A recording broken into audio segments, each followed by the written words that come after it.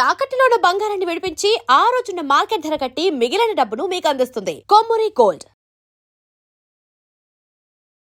ఓం గం గణపతియే నమః. స్వర్ణలక్ష్మి నమస్తే అస్తు. పరబ్రహ్మ స్వరూపిణి రాజ్యం దేహి ధనం దేహి సర్వకామాంచ దేహి మే. స్వర్ణలక్ష్మి అమ్మవారు ప్రతి ఒక్కళ్ళకి చక్కగా బ్రహ్మతత్వాన్ని, తద్వారా ప్రతి ఒక్కళ్ళు ప్రతి నిమిషం సంతోషంగా, హ్యాపీగా, ఉత్సాహంగా ఉండాలని చెప్పేసి అమ్మవారి యొక్క కృపా కటాక్షం ప్రతి ఒక్కళ్ళ మీద ఉండాలని చెప్పేసి మనం కోరుకుందాం, అమ్మవారిని ప్రార్థిద్దాం. అంతేకాకుండా ప్రతి ఒక్కళ్ళకి కూడాను రాజ్యం దేహి అమ్మవారు ఒక అథారిటీని, ఒక పవర్ని, ఒక స్టేటస్ని, ఒక దర్పాన్ని ప్రతి ఒక్కళ్ళకి ఇవ్వాలని చెప్పేసి కోరుకుంటూ, దీనితో పాటుగా ధన సమృద్ధి, ధనం అనేది ప్రతి ఒక్కళ్ళకి ఉండాలని, చక్కగా వాళ్ళ ఇంటి నిండా బ్యాంక్ అకౌంట్ నిండా ఎక్కడ పెట్టినా ధనం ఉండాలని, ప్రతి ఒక్కళ్ళకి ధనం లేదు అన్న ఒక ఫీలింగ్ అనేది వాళ్ళకి రాకుండా సమృద్ధిగా ధనం ఉండాలని చెప్పేసి అమ్మవారిని ప్రార్థిస్తూ, దీనితో పాటు సర్వకామార్చ దేహిమి అంటే మన మనసులోకి వచ్చిన ప్రతి కోరిక కూడా అమ్మవారి తక్షణమే నెరవేర్చాలి. ఈ విధంగా అమ్మవారి యొక్క కృపా కటాక్షం మన మీద ఉండాలి. 12 రాసుల వారు కూడా చక్కగా అభివృద్ధి జరిగి ఎంతో ఉత్సాహంగా ఉన్నతంగా ఎదగాలని చెప్పేసి మనం కోరుకుందాం. ఇప్పుడు మనం జూన్ మంత్ యొక్క రాశి ఫలాలు చెప్పుకుందాం. జూన్ మంత్ రాశి ఫలాలు చెప్పుకుంటే ఈ జూన్ మాసంలో మనకి 2-3 రకాల విశిష్టతలు ఉన్నాయండి, అవి తెలుసుకుందాం. ఫస్ట్ ఈ జూన్ మంత్ మనకి అధిక జ్యేష్ఠ మాస పౌర్ణమితో స్టార్ట్ అయ్యి నిజ జ్యేష్ఠ మాసం పౌర్ణమితో ఎండ్ అయిపోతుందని మీరు గమనించాలి. అయితే ఈ యొక్క 2 పౌర్ణముల మధ్య ఈ యొక్క జూన్ మంత్ ఉండటంతో ఇందులో 2-3 రకాలైన విశిష్టతలు ఉన్నాయి. ఈ మాసంలో ఫస్ట్ 2 శని త్రయోదశులు వస్తున్నాయండి. 2 శని త్రయోదశులు చాలా చాలా రేరుగా వస్తాయని గమనించుకోవాలి. కొన్నిసార్లు శని త్రయోదశి 4-5 నెలలకు కూడా రాలేదు. పోయిన సంవత్సరం ఐ థింక్ ఇదే విధంగా జరిగింది. 5 నెలల వరకు శని త్రయోదశి లేదు. చాలా మంది పూజలు చేసుకోవాలన్నా కానీ, శనికి సంబంధించిన ఏమైనా పరిహారాలు చేసుకోవడానికి శని త్రయోదశి చాలా బెస్ట్ది. అలాంటిది శని త్రయోదశులు 2 వస్తున్నాయని గమనించుకోవాలి. వీటితో పాటుగా చాలా మందికి ఎప్పుడైతే అమావాస్య వెళ్ళిపోయిందో మనకి నిజ జ్యేష్ఠ మాసం స్టార్ట్ అవుతుందంటూ చాలా మందికి పెళ్లిళ్ళు సీజన్ వస్తుందని మనం చెప్పుకోవాలి. పెళ్లిళ్ళకి చాలా అనుకూలమైన టైం అని గమనించాలి. ఇంకొక ముఖ్యమైన విషయము, లాస్ట్ అంటే జూన్ ఎండ్లో మనకి ఏరువాక పున్నమి అని వస్తుంటుంది. ఇది రైతులకు ప్రత్యేకంగా చాలా చాలా ముఖ్యమైన రోజు. ఆ రోజున అందరూ అరకలు కట్టుకుంటారు.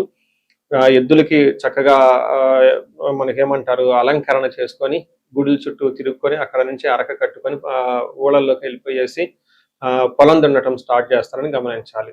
సో ఇది కూడాను ఇప్పటికి కూడాను ఇది మనకి ఎప్పటి నుంచో ఉన్న ఒక సనాతన ధర్మంలో భాగంగా ఎద్దులను పూజ చేయటం, వాటిని నందీశ్వరులుగా భావించుకోవటం, గుడుల చుట్టూ 3 రౌండ్లు తిప్పుకోవటం, భజనలు పెట్టుకోవటం, దండారా వేయటం, ఈ పనులను చేస్తూ ఉంటారు. ఒక ఉత్సాహంగా టోటల్ విలేజెస్ కూడా చాలా చక్కటి వాతావరణంలో ఇవన్నీ జరుపుకుంటూ ఉంటారని గమనించాలి. సో ఇది ఈ జూన్ మంత్లో ఉన్న యొక్క విశిష్టతలు, ముఖ్యమైన పండగలు, అలానే ముఖ్యమైన ఇంపార్టెంట్ డేట్లను మనం చెప్పుకున్నాం. ఇప్పుడు ఇంకొకటి చెప్పుకోబోతున్నాం, అది జ్యోతిష శాస్త్రం ప్రకారంగా గ్రహాల గురించి. జూన్ మాసంలో 5 గ్రహాలు మారుతూ ఉన్నాయండి. 28వ తారీఖున అంటే నెల బిగిన అవ్వక ముందే బుధుడు మారుతూ ఉన్నారు. వీళ్ళతో పాటు శుక్రుడు, కుజుడు, సూర్యుడితో మారుతూ ఉన్నారు జూన్ మాసంలో. ఇంకా ముఖ్యమైనది సంవత్సరానికి ఒక్కసారి మారే గ్రహం ఏంటంటే గురువు మారుతూ ఉన్నారు. ఈ గురువు జూన్ 2వ తారీఖున మారుతూ ఉన్నారు. అంటే మనం జూన్ మంత్ లో 5 గ్రహాల యొక్క ప్రభావం ఎలా ఉండబోతుంది అనేది మనం చెప్పుకుంటూ ఉన్నాం. ముందుగా మనం మేషరాశి చూస్తే ఇందులో ఉన్న నక్షత్రాలు అశ్విని 1, 2, 3, 4 పాదాలు, భరణి 1, 2, 3, 4 పాదాలు, కృతిక ఫస్ట్ పాదం అంతా మనకి ఈ మేషరాశిలో ఉంటారు. పేరు బలం కనుక చూస్తే వీళ్ళకి చూ, చే, చో, లాలి, లీలో, లో అన్న అక్షరాలు, ఆ అన్న లెటర్ కూడాను ఈ పేరు బలం ప్రకారం ఎవరైనా ఉంటే వాళ్ళకి మేషరాశి అవుతుందని గమనించాలి. ముందుగా చెప్పుకునే విధంగా 5 గ్రహాలు మారటంతో ఈ 5 గ్రహాలకి ఎలా ఉందో మనం గమనిస్తే వీళ్ళకి లఘు గోచారము, సూక్ష్మ గోచారం అన్న కాన్సెప్ట్ ప్రకారం లక్ష్మి అంటే ధన ప్రవాహం వస్తుంది. శత్రు ప్రేడాం శ్రియం సుఖ సౌకృతాభివృద్ధి అని చెప్తారు సంస్కృతంలో. ఈ 4 సాంస్క్రిట్ వర్డ్స్ అంటే సంస్కృత పదాలు మనం అర్థం తెలుసుకుంటే సూక్ష్మంగా హోల్ మంత్ ఎలా ఉందో మనం తెలుసుకోవచ్చు. ఇందులో భాగంగా సూర్యుడు 3వ స్థానంలో ఉంటే లక్ష్మీ ప్రవాహం వస్తుంది. అలానే ఫస్ట్ హౌస్ లో కుజుడు ఉండటం వల్ల శత్రుపీడలు ఎక్కువగా ఉంటుంది. బుధుడు మీకు లక్ష్మిని ప్రవాహాన్ని తీసుకొని వస్తూ ఉన్నాడు. శ్రీయం అంటే ఐశ్వర్యవంతంగా ఉంటుంది. లాస్ట్ లో శుక్రుడు మీకు 4th హౌస్ లో ఉండటంతో ఫ్రెండ్స్ తో కలిసి చక్కగా ఒక అభివృద్ధి పదంలో ముందుకెళ్ళిపోయే అవకాశం ఎక్కువ ఉంటుందని గమనించాలి. టోటల్ గా మేషరాశి వాళ్ళకి ఈ మంత్ అంటే జూన్ మంత్ చాలా చక్కగా ఉంటుంది. ఒక మంచి అవకాశం అని చెప్పుకోవాలి. అంతేకాకుండా ఏలినాటి శని ప్రభావంతో ఎక్కువగా ఉండటంతో ఇప్పటి వరకు చాలా టఫ్ అయిన ప్రాబ్లమ్స్ లో మీరు అందరూ ఉన్నారు కాబట్టి ఈ ప్రాబ్లమ్స్ తొందరగా వన్ బై వన్ బయటపడే అవకాశం ఎక్కువగా ఉంటుంది. జూన్ మంత్ అనేది ఒక గేమ్ చేంజర్ లాగా మీరు అనుకోవచ్చు. అందులో ఆశ్చర్యం అయితే ఏమీ లేదు. సూర్యుడు 3వ స్థానంలో ఉంటే ఏమవుతుంది? సూర్యుడు 3వ స్థానంలో ఉంటే చాలా మందికి జాబులు వచ్చే అవకాశం ఉంటుంది. ప్రమోషన్స్ వచ్చే అవకాశం ఎక్కువగా ఉంటుంది. ఆరోగ్యం చాలా చక్కగా ఉంటుంది. ఇప్పటిదాకా ఎవరైతే అనారోగ్యంతో బాధపడుతూ ఉన్నారో అనారోగ్యం నుంచి చక్కగా ఆరోగ్యంగా ఉంటారని గమనించుకోవాలి. పై అఫీషియల్స్ నుంచి మంచి సపోర్ట్ వస్తుంది. వీటితో పాటుగా గవర్నమెంట్ అఫీషియల్స్ నుంచి కూడా మంచి సపోర్ట్ వస్తుందని గమనించాలి. సో మనకి సంస్కృతంలో ఏం చెప్తారంటే ఆరోగ్య నిత్య సంతోషం బంధుమిత్ర సుఖ సమాగమ అర్ధలాభచ్చ పుత్ర సౌఖ్యం ఇష్టసిద్ధి అని చెప్తారంటే ఏమవుతుంది ఆరోగ్యంగా ఉంటారు, సంతోషంగా ఉంటారు, బంధుమిత్రులతో చక్కగా కలిసి ఉంటారు. అర్ధలాభ అంటే ఆర్థికంగా చాలా బాగుంటుంది. పుత్ర సౌఖ్యం అంటే పిల్లల నుంచి చక్కగా బాగుంటుంది. ఇప్పుడు ఇందులోనే అకాడమిక్స్ లో వాటిలో ఇట్లా చక్కగా జరుగుతుంటుంది కాబట్టి అకాడమిక్స్ లో చక్కగా పెర్ఫామ్ చేసే అవకాశం ఉంటుంది. ఇష్టసిద్ధి అనుకున్న పనులన్నీ చక్కగా జరుగుతూ ఉంటాయి అని మనకు సంస్కృతంలో వివరించడం జరిగింది. సో ఈ ప్రకారంగా వీళ్ళకి కొంచెం ఫాదర్ విషయంలో కేర్ తీసుకుంటే మిగతా అన్ని విషయాల్లో బాగుంటుందని తెలుసుకోవచ్చు. అంటే సూర్యుడు చక్కగా యోగ్యతని ఇవ్వటంతో ఒక మంచి ఆపర్చునిటీస్ వస్తాయని చెప్పుకోవాలి. అదేవిధంగా గురుడు గురించి మరలా చెప్తున్నానండి, ఒకసారి మళ్ళీ కట్ చేయండి. గురుడు 4వ స్థానంలో ఉండటంతో వీళ్ళకి అంత పెద్దగా ఇబ్బందులు పెట్టే విధంగా అయితే గురుడు ఏముంటారని మీరు గమనించుకోవాలి. సో ఏ ప్రకారంగా చూసుకున్నా జూన్ మంత్ అనేది ఒక చక్కటి మంచి అవకాశాలు వచ్చే అవకాశం ఉంటుంది. అందరూ దాన్ని సద్వినియోగం చేయాలని చెప్పేసి నేను కోరుకుంటున్నాను. కుజుడు వీళ్ళకి ఫస్ట్ హౌస్ లో ఉండటంతో కుజుడు థర్డ్ ఫస్ట్ హౌస్ లో ఉండటం అంత మంచి పద్ధతి, అంత మంచిగా సపోర్ట్ ఇవ్వదు వీళ్ళకి. ఈ రాశిలో పుట్టిన వాళ్ళకి అని చెప్పుకోవచ్చు. కుజుడు వాళ్ళు ఏమవుతుంది సంస్కృతంలో ఏం చెప్తారంటే ఖడ్గవ్రణం జ్వరం ఖడ్గవ్రణం చైవ భార్య బంధు విరోధ కృత్ చంద్రరాశి గతే యక్షరాక్షస పీడనం అని చెప్తారు. అంటే వీళ్ళకి శారీరకంగా బాధలు ఉండటం, సరిగా నిద్ర పట్టకపోవటం, పిక్కలు పట్టుకోవటం, బాడీ ఓవర్ హీట్ చేసే అవకాశం ఎక్కువగా ఉంటుంది. జ్వరం వచ్చే అవకాశం ఉంటుంది. మీరు కొన్నిసార్లు భార్యాభర్తలు బంధువులతో కూడా గొడవలు పడతారు. అంటే వీటన్నిటికంటే ముఖ్యంగా తెలుసుకోవాల్సింది ప్రయాణాలు చేసేటప్పుడు మీకు ఏదైనా గాయాలయ్యి బ్లడ్ వచ్చే అవకాశం ఉంటుందని తెలుసుకోవాలి.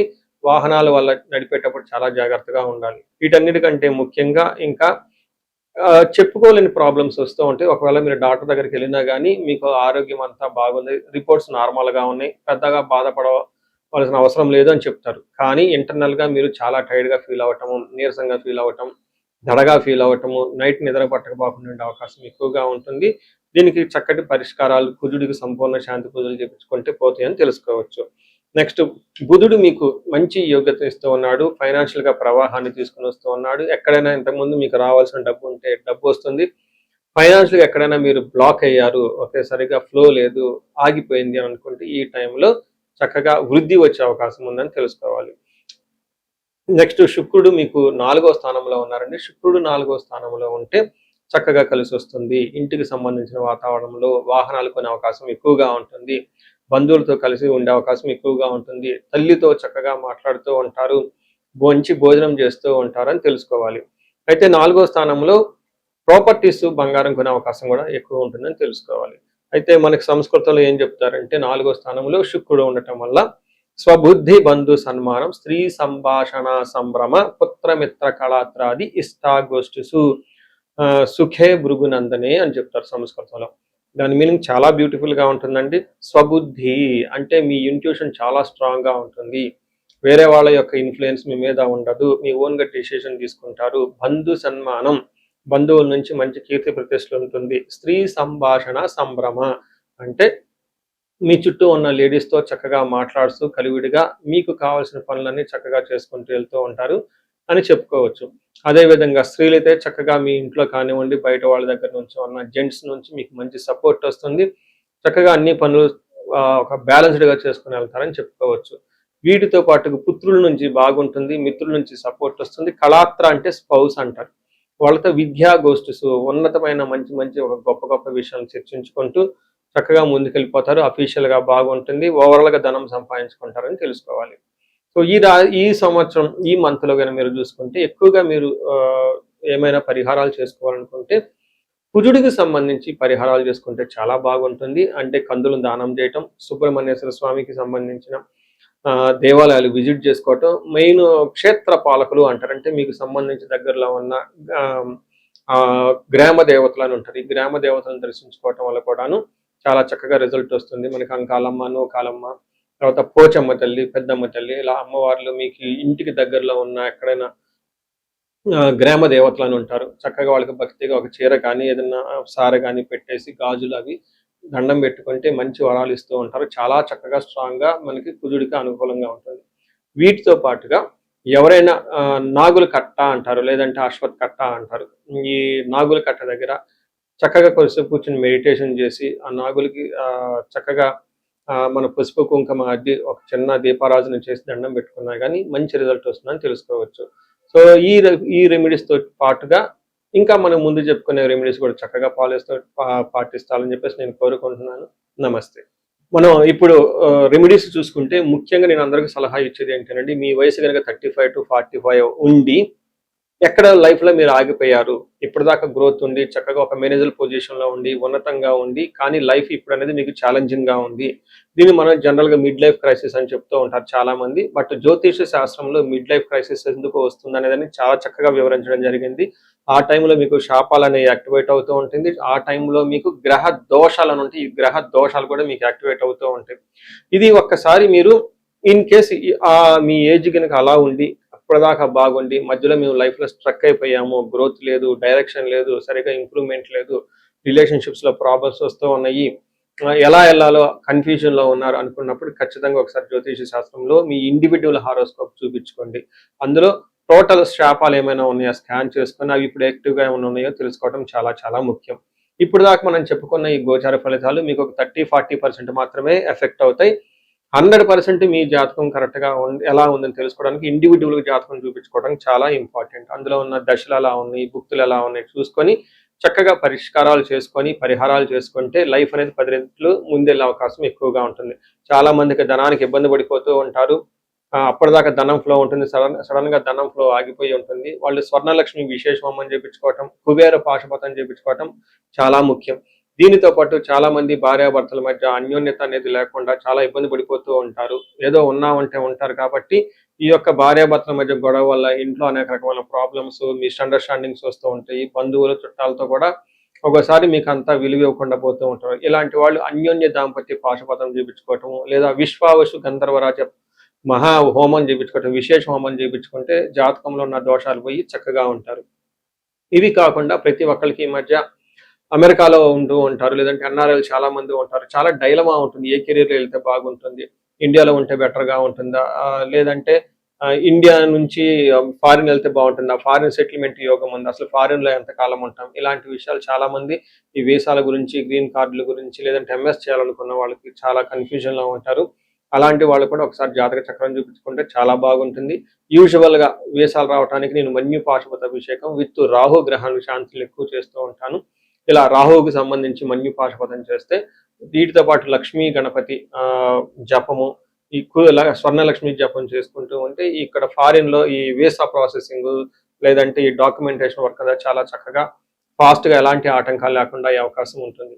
ఇది కాకుండా ఇంకా మీరు ఏమైనా ఇండివిజువల్ గా మీకు ఛాలెంజెస్ ఉన్నాయి, హెల్త్ బాగలేదు, మహామృత్యుంజయ హోమము, ఇంకా ఏమైనా మీకు మీ యొక్క శత్రు బాధలు విపరీతంగా ఉన్నారు, చండీ హోమం చేయించుకోవటం, చండీ హోమంతో పాటు ఇంకా మీకు విపరీతంగా మిమ్మల్ని ఇబ్బంది పెట్టేసి మిమ్మల్ని భయభ్రాంతులకు గురి చేసే వాళ్ళు ఎక్కువగా ఉన్నారు, బగలాముఖి జపము హోమము ఇవి చేయించుకుంటూ ఉంటే మీ చుట్టూ ఒక మంచి ప్రొటెక్టివ్ ఎన్విరాన్మెంట్ ఉంటుంది. సో ఈ మధ్యకాలంలో ఎక్కువగా నేను చండీ హోమాలు కూడా చక్కగా చేస్తూ ఉన్నాను. సాఫ్ట్వేర్ వాళ్ళకి, రాహు దశ నడిచిన వాళ్ళకి, రాహు అంతర్దశలు ఉన్న వాళ్ళు, ఇంకా నేను చాలా మందికి కాసరప దోషాలు కూడా దగ్గరుండి చక్కగా నా ఆధ్వర్యంలో పూజలు చేపిస్తూ ఉన్నాను. ఇలాంటి వాళ్ళు మీ ఇండివిజువల్ జాతకంలో ఒకసారి చూపించుకొని ఎక్కడైనా మీరు లైఫ్ స్ట్రక్ అయ్యాము అనుకుంటే వాటికి చక్కగా ఎందుకు కారణం తెలుసుకొని పరిష్కారాలు తెలుసుకోవటం వల్ల మీ లైఫ్ 10 ఇంతలే ముందుకెళ్ళే అవకాశం ఎక్కువగా ఉంటుంది. మీ అందరికి అష్టలక్ష్మి కృప కలగాలని, అలానే అష్టైశ్వర్యాలు భోగభాగ్యాలు కలగాలని చెప్పేసి నేను కోరుకుంటున్నాను. నమస్తే.